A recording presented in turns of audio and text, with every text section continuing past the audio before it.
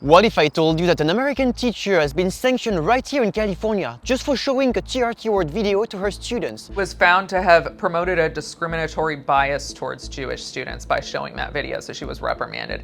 Look, there was nothing controversial about this video. It was an interview we did with a Holocaust survivor protesting for Gaza outside the White House. I watched the video and thought, wow, I would like my kids to see this video. Long story short, we interviewed Marione Ingram, who is 90 years old nearly 2 years ago. As a Jew, I find it horrific. I'm actually ashamed sometimes to acknowledge that I belong to the tribe that is killing innocent people. She told us that what she's seeing in Gaza reminds her of her own experience during the Holocaust. The video went viral and a teacher in California showed it to her students during a lesson on the Holocaust. I think from a Jewish perspective, this is so concerning that never again really must mean for anyone, anywhere.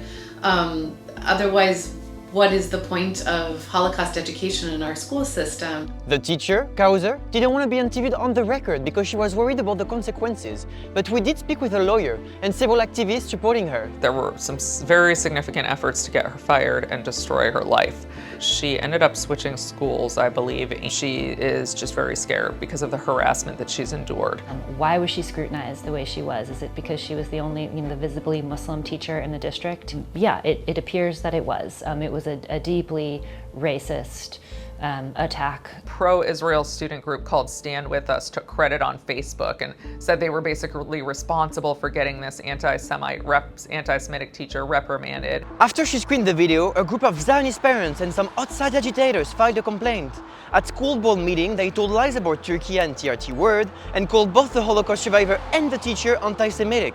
Using unvetted, unapproved propaganda materials from Turkey cannot ever be acceptable curriculum in our schools. Using sources like TRT, a state outlet known for anti-Semitic and false content, puts Jewish students at risk. Now, this is another strategy that a lot of Israel supporters use, is instead of dealing with the material or the allegation itself, is to try to argue that the source or the platform that airs the views is not trustworthy. The school district investigated Kauser and found her guilty of discrimination for showing this video. This was of course very damaging to her career and reputation. In response, a group of 10 Jewish scholars and Holocaust experts wrote to the school board in support of Kauser, stating the video is not anti-Semitic. The school district did not respond to questions sent by TRT World. They absolutely should have protected her. The schools should not be catering to these hysterical parents, these parents who are frankly racist against Palestinians. But what you should know is that it's not about one teacher, it's part of a broader crackdown happening in public schools